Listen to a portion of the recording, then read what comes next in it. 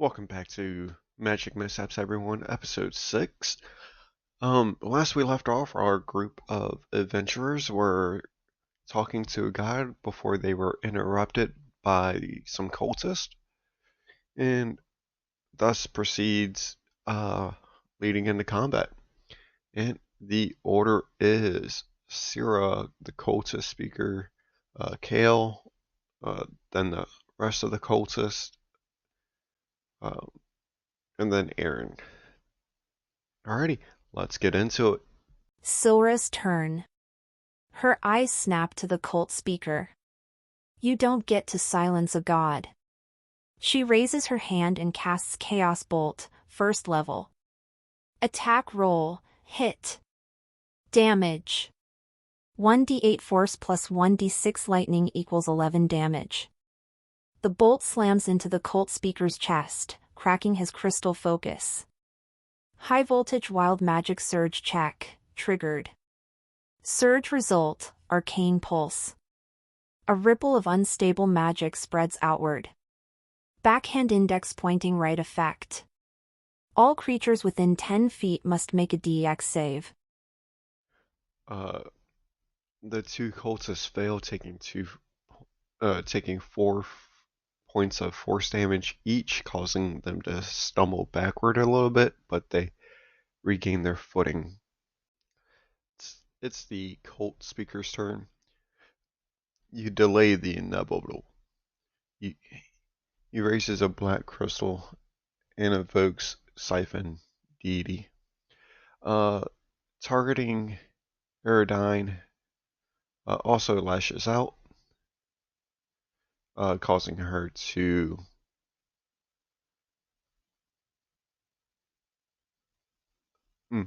also causing Kale and Syrah to make wisdom saves. They Kale passes and Syrah fails, taking 5 points of psychic. Aerodine's voice shrieks out and then stops. And then the sky shard flickers. Kale's turn. Kale roars and charges straight at the cult speaker. Action, longsword attack. Attack roll, hit.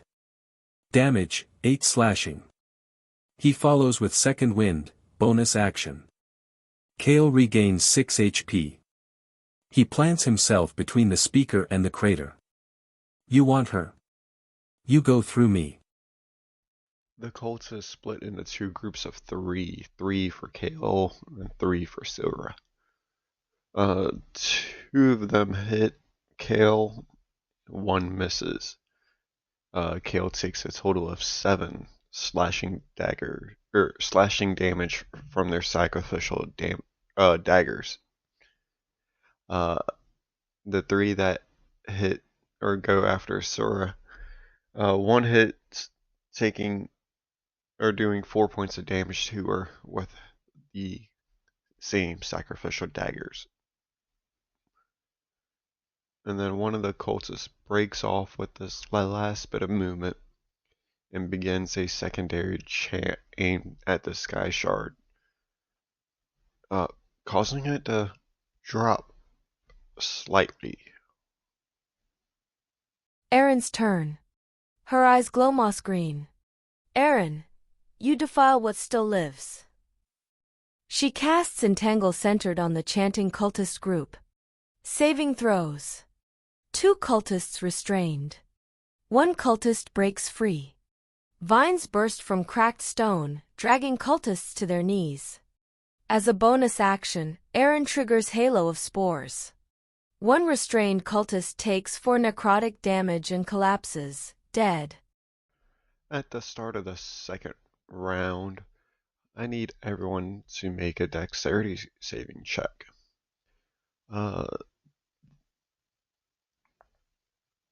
Kale and Syrah passes and everyone else fails. Aaron is knocked prone. The 2 cultists fall towards the crater's edge. One of them slips into the crater, screaming until silence. Not even a thud. Sora's turn. Sora grits her teeth, bleeding from the nose. She casts Chromatic Orb, Thunder, at the cult speaker. Attack, hit. Damage, 13 thunder. The blast shatters the speaker's crystal focus. He staggers, badly wounded. Wild magic surge, no surge.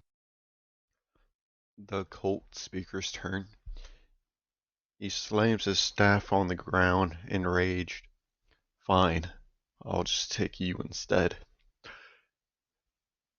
As he casts Inflict Wounds on Kale, dealing 14 points of necrotic damage. Dark veins crawl briefly through Kale's armor. Aerodine screams and the crater pulses below. Kale's turn. Barely standing, Kale raises his sword with both hands. Kale, for the sky. Attack, hit. Damage, 9 slashing. The cult speaker drops to one knee. Kale uses action surge. Second attack, hit. Damage, 7 slashing. The cult speaker is slain. His body disintegrates into ash, masked, cracking in half. The suppressive ritual instantly ends. The Spiral cultists turn, the two remaining, seeing their leader fall, hesitates. One of them attempts to flee. Sora misses her opportunity attack, but is caught by Aaron's spores, causing 5 necrotic damage to him, and then he collapsed, leaving one left standing.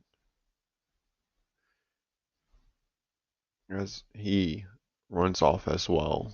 Aaron's turn. Aaron rises and gestures sharply. Roots snap shut around the fleeing cultist's legs. Aaron, no more running. Kale finishes him with a swift strike.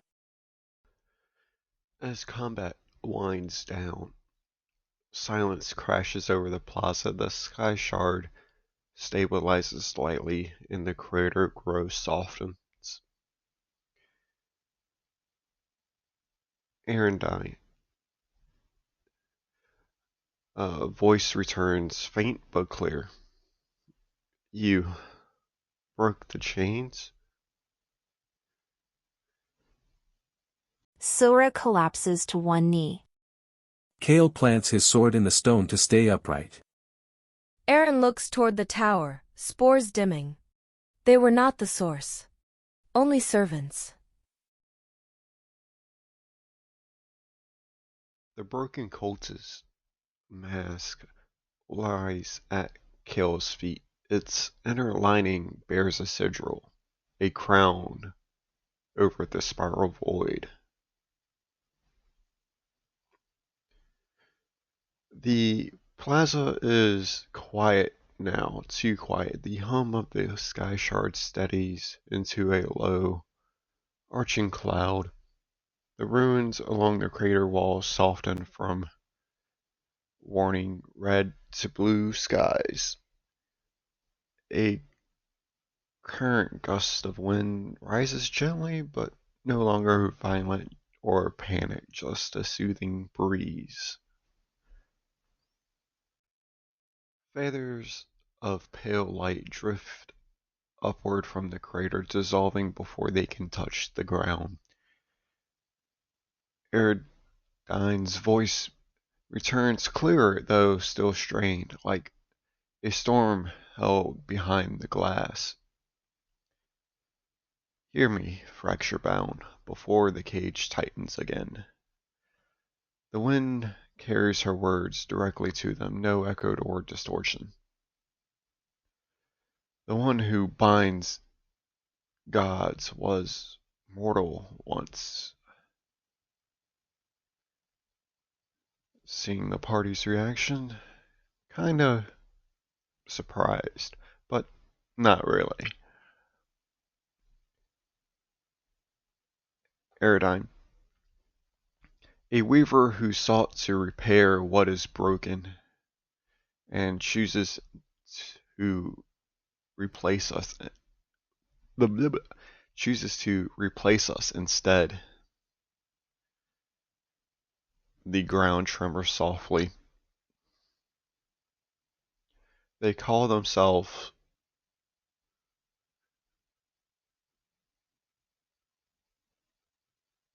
Axum. The name hits the air like a drop of the blade. The ruins flare around. Sora gasps. That's not a name. That's a principle. Aradine continues. Urgency bleeding through. They trained us not for our power alone, but to become the ruler that governs magic itself. Mistra lives, but bound at the center of the tower reacts. The world lurches. Uh, the black tower ripples violently. Its surface no longer smooth, but fractured into impossible angles, like reality trying to reject its shape. A deafening crack splits the sky. The tower turns, not physically, conceptually. It becomes aware of the name spoken as it sends a pulse outward, far stronger than the ones before, sending another wave out across the land. And now, with that happening, while magic itself is further destabilized, and how this works is causing, instead of a d20 roll for Wild Magic Surge, it drops down to a d6. That's how that works mechanically.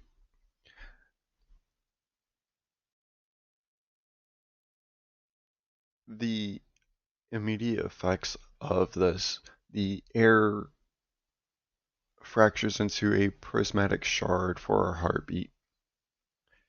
Gravity pulls sideways for half a second. Sura is lifted off her feet, hair blazing with uncontrollable sparks. Even Aaron's spores scatter wildly and turning black before dissolving.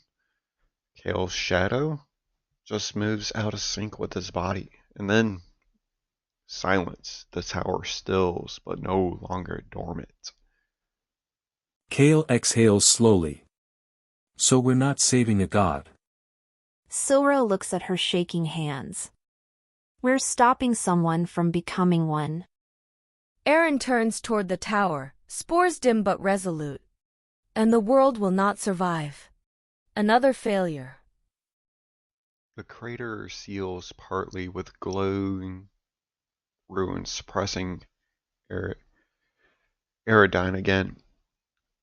Not captured, but contained. The sky shard remains stable for now. The name lingers in the air like a curse.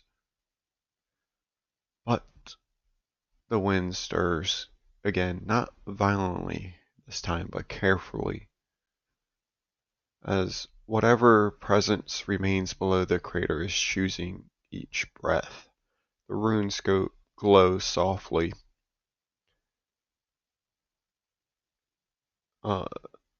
A voice returns, weaker than before, but just as urgent. Listen, while the veil thins, I was not alone in this prison. There were others who were being drained as well. Sora's blood runs cold. Quiet gods. the others bound within its heart gods, demigods, principles given form. Her voice wavers not from fear but from grief. He siphons us through a latency of magic I've never seen, not in the first weave, nor in this broken age. The air tightens. This is not spellcraft as you know it. It's Kale clenches his jaw. So the tower is a battery. not quite, but it's similar. Aaron steps closer to the crater's edge, spores trembling. What kind of magic binds gods?